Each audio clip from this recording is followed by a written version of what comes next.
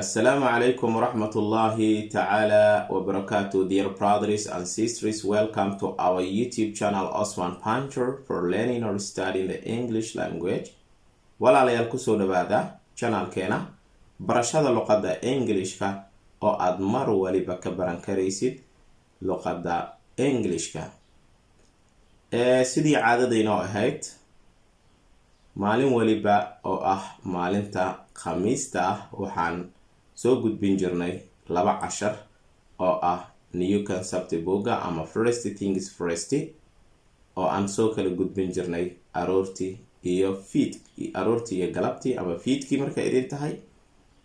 Marka labadeena cashar maanta casharka ugu horeeya waxaan qaadanaynaa casharka 43aad ee luqadda Englishka guud ahaan, gaar ahaan casharka 9aad ee boga first things first-ga ee new concept-ga. Okay, maanta casharkeeni 9aad ee new concept-ga first things first-ga waxaan ku qaadanaynaa casharkeeni 9aad waxaan ku qaadanaynaa Mr. Ford iyo Mrs. Davis, laba ruux oo ku sheekeysanayo. Mr. Ford iyo Mrs. Davis ayaan ku qaadanaynaa. Okay, ka hor inta aan guda gelin casharkeeni waxaan isweydiin jirnay 2 su'aal. labada su'aal maantana waxaan ku weydiinayna waxay kala yihiin. waxaan ka rabaa inaad qortid waxaan ahay mechanico. su'aasha koowaad. su'aasha labaad waxaan rabaa inaad qortid waxaan ahay soo dhaweyso diyaaradeed. Okay, labadaas jumladood inaad qortid insha Allah. Okay, haddii aad nagu cusub tahay subscribe dhaho. haddii aad horey noola joogtayna like-ta nagu dhiirigeli, commentigana kaga soo jawaab su'aalihii aan hadda kuu diray. sidoo kale intana hadduu gambaleelka ku furnayn, gambaleelka furo soo cashar waliba oo ku soo gaaro xilliga ugu dhaqsiyaha badan aan soo gelin insha Allah. Okay, casharkeeni 43aad guud ahaan Englishka ayaan maanta qaadanaynaa, gaar ahaan casharkeeni 9aad ee boga new concept-ga first things first-ga. Okay, waxaa ku sheekeysanaya Mr. Ford iyo sidoo kale Mrs. Davis. Okay, Mr. waxaa laga hormarsiiyaa ninka, Mrs.na waxaa laga hormarsiiyaa naagta ayada oo ninkeeda magaciisa lagu dabaqaayo oo loogu magac darayo. tusaale ahaan Mr. Ford waa ninka magaciisa, waa nin magaciisa Mr. Ford ayaa la dhahaa. Okay, naagtuna Mrs. Davis ayaa la dhahaa oo meesha kula sheekeysanaysa. Mrs. Davis ninkeeda waxaa la yiraahdaa Mr. Davis. Okay, misla fahmnayta. Mr. Ford xaaskiisa waxaa la yiraahdaa Mrs. Ford, waayo asaga loogu magac daraya. Okay, Mr. Davis xaaskiisana waxaa la yiraahdaa Mrs. Davis oo casharkeena maanta inoogu jirta. Mr. Ford asaguna xaaskiisa gudahan ku arki doona magaceeda waxaa la yiraahdaa Mrs. Ford. waa isla fahmnayn taas. Okay, waxaan kale inta maanta casharkeena ku qaadanaynaa kelmadda ah see markaad arkaysid waxa weeyaan waa aragti. waa aragti. waxay kale inta la macno tahay markii casharka aan u fiirino la kulmid, sida meet oo kale la mid tahay.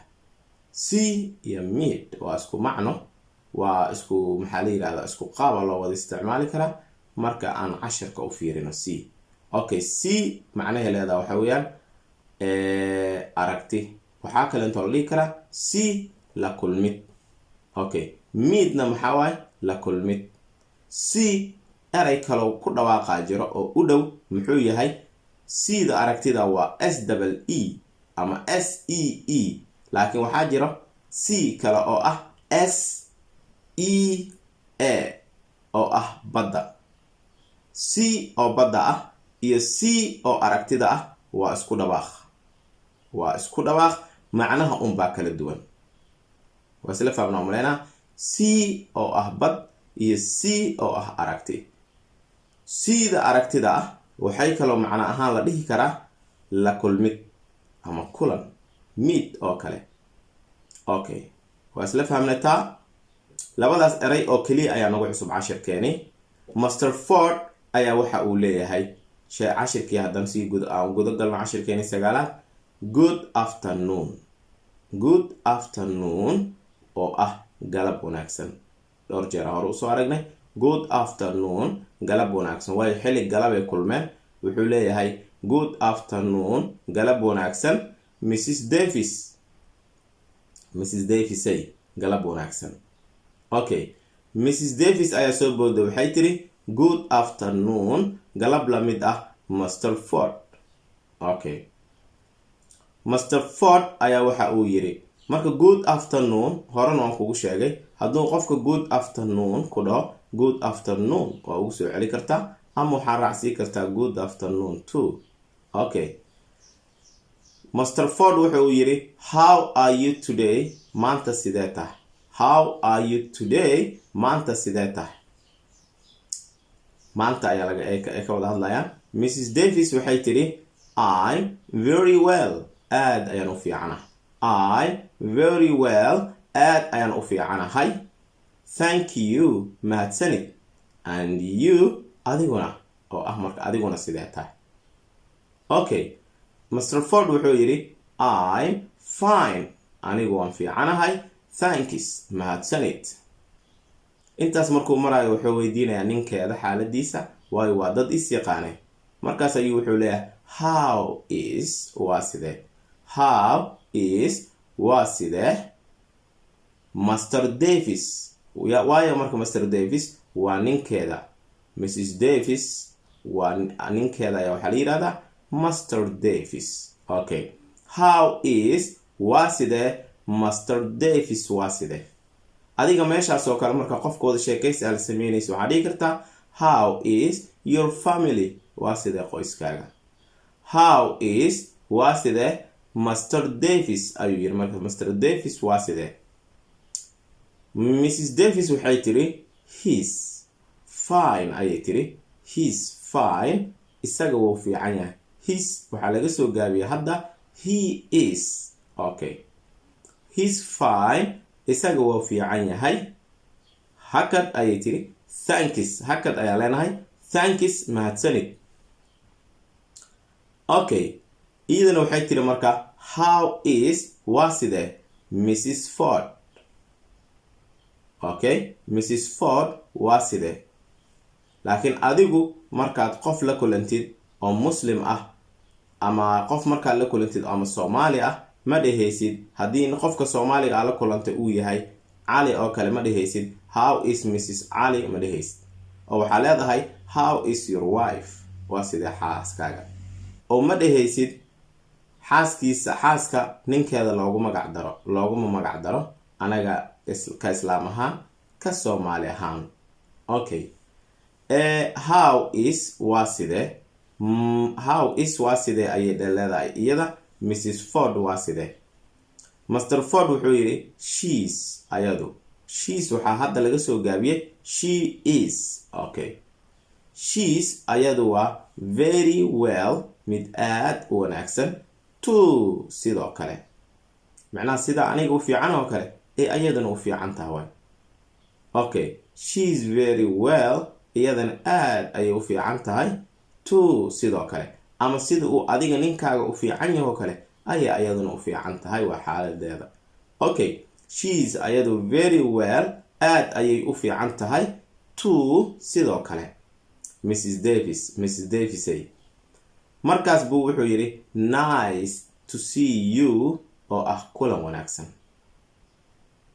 ma dhehaysid barasho wanaagsan dadkan hore isku yaqaaneen nice to see you kulan wanaagsan ama nice way fiican tahay to see you inaan adiga ku arko ama kula kulmo way fiicneed nice to see you marka isku soo koob jumlada waxaa leedahay kulan wanaagsan nice to see you laakiin uma isticmaali karaysid qof aad conversation telephone ku hadlaysaan okay laakiin waxaad u isticmaali kartaa qof aad aragti ahaan is aragteen okay face to face qof aad isku aragteen waxaad dhihi kartaa nice to see you oo ah kulan wanaagsan okay nice to see you too ayay tiri Mrs. Davis ayaduna nice to see you too sidoo kaleente kulan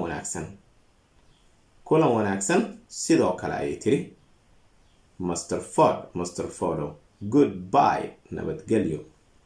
goodbye nabadgelyo ayay tiri okay intaas waa isla fahmna hal mar aan ku celiyo Mr. Ford wuxuu yiri good afternoon galab wanaagsan Mrs.